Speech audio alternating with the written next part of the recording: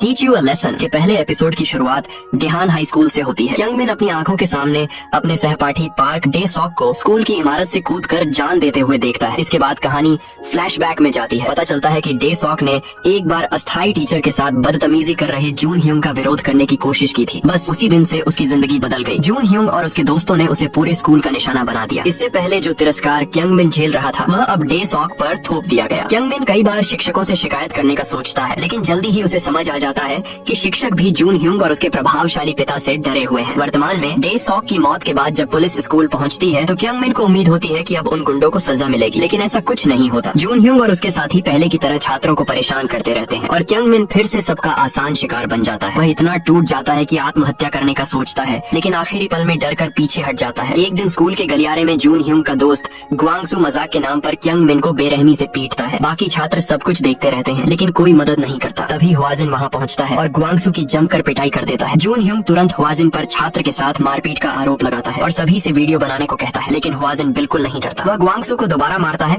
और अपना परिचय देता है। वह बताता है कि वह Korean educational rights protection bureau यानी ERPB का इंस्पेक्टर है। हुआजिन स्कूल के प्रिंसिपल और शिक्षकों पर आरोप लगाता है कि उन्होंने डे सॉक की आत्महत्या के मामले को दबाने के लिए पुलिस को रिश्वत दी थी। वह बताता है कि ERPB को खास तौर पर ऐसे मामलों से निपटने के लिए बनाया गया है और उसे स्कूल के गुंडों को अपने तरीके से सजा देने का अधिकार मिला हुआ है। बाद में प्राइवेट तौर पर प्रिंसिपल किम हुआजिन से पीछे हटने की विनती करता है। वो कहता है कि जून ह्यूंग का पिता ग्वांगपिल चुनाव लड़ रहा है और उसके जीतने से स्कूल को फायदा होगा, लेकिन हुआजिन उसकी बात नहीं मानता और अपनी टीम को बताता है कि वह डे सॉक की क्लास का होमरूम टीचर बनेगा। क्लास में पहुंचकर हुआजिन छात्रों से डे सॉक के बारे में पूछता है। जब एक छात्र उसकी मौत पर मजाक करता है तो हुआजिन उसे सबक सिखा देता है। इसके बाद वह पूरी क्लास को प्लैंक पोजीशन में खड़ा रहने की सजा देता है। जोंग ह्यूंग विरोध करता है, लेकिन हुआजिन उसे थप्पड़ मारकर चुप करा देता है और नियम मानने को मजबूर करता है। दोपहर के खाने के समय जोंग ह्यूंग लाइन तोड़ने की कोशिश करता है, लेकिन हुआजिन उसे रोक देता है। जवाब में वह अपने हाथों से खाना खराब करने लगता है। इस हरकत पर हुआजिन उसे लात मारता है,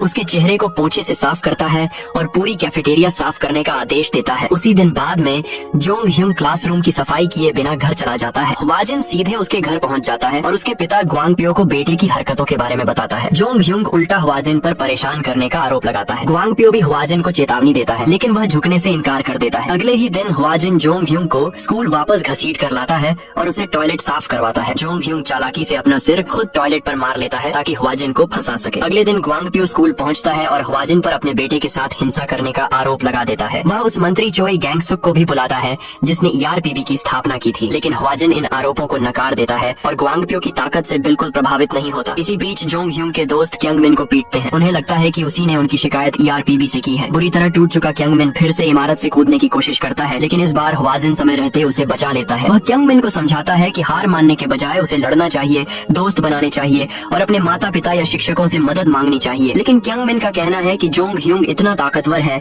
कि उसके खिलाफ खड़ा होना आसान नहीं है। दूसरी तरफ ग्वांगपियो सीधे मंत्री गैंगसुक के दफ्तर पहुंचता है और ERPB को बंद करने की मांग करता है। वह मंत्री को धमकी देता है और साफ कहता है कि अपने बेटे को बचाने के लिए वह किसी भी हद तक जा सकता है। कुछ समय बाद ग्वांगपियो एक चुनावी कार्यक्रम में शामिल होता है। तभी पत्रकारों को उसके खिलाफ कई गुप्त जानकारियां मिलने लगती हैं। रिश्वतखोरी, यौन उत्पीड़न और दूसरे गंभीर अपराधों के आरोप इंटरनेट पर तेजी से फैलने लगते हैं। देखते ही देखते उसकी छवि पर बड़ा सवाल खड़ा हो जाता है। जब पत्रकार ग्वांगपिल से इन आरोपों के बारे में सवाल पूछने लगते हैं तो वह बुरी तरह घबरा जाता है। थोड़ी देर बाद वह एक ऑडिटोरियम में गैंगसुक से मिलता है और समझ जाता है कि ERPB ने ही उसके सारे काले कारनामों को उजागर किया है ताकि जून ह्यूंग को उसके किए की सजा मिल सके। इसके बाद ग्वांगपिल की छवि पूरी तरह बर्बाद हो जाती है और आखिरकार उसे गिरफ्तार कर लिया जाता है। साथ ही डे सॉक की मौत में जून ह्यूंग की भूमिका और उसके सालों पुराने बुलिंग के कारनामे भी सबके सामने आ जाते हैं। इसके बाद गैंगसुक हुआजिन से कहता है कि अब इस मामले को जल्द से जल्द खत्म कर देना चाहिए। उधर स्कूल में हालात पूरी तरह बदल चुके होते हैं। अपने पिता के पतन के बाद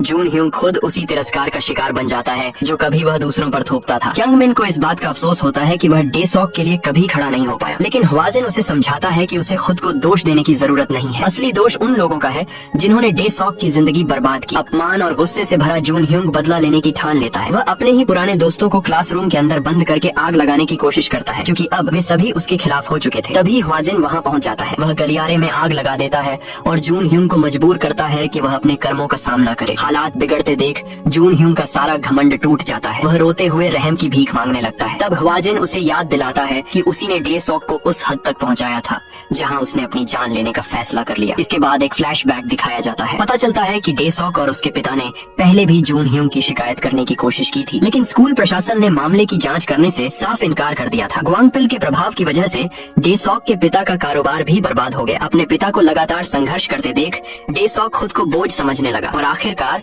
उसने अपनी जिंदगी खत्म कर ली। वर्तमान में लौटकर ह्वाजिन जून ह्यूंग से कहता है कि अब उसे अपने किए हुए हर काम के पछतावे के साथ जीना होगा। इसके बाद जून ह्यूंग और उसके साथी गिरफ्तार कर लिए जाते हैं और डेसॉक का मामला दोबारा खोला जाता है। यंग मिन बताता है कि उस दिन के बाद उसने ह्वाजिन को फिर कभी नहीं देखा, लेकिन डेहान हाई स्कूल के छात्र आज भी उन पुलियों को याद करते हैं जिन्हें आखिरकार अपने कर्मों का परिणाम भुगतना पड़ा। एपिसोड के आखिर में गैंग सुक और ह्वाजिन चोई गायंग की कब्र पर पहुंचते हैं और उन्हें श्रद्धांजलि अर्पित करते हैं। यहीं पर इस एपिसोड का अंत होता है।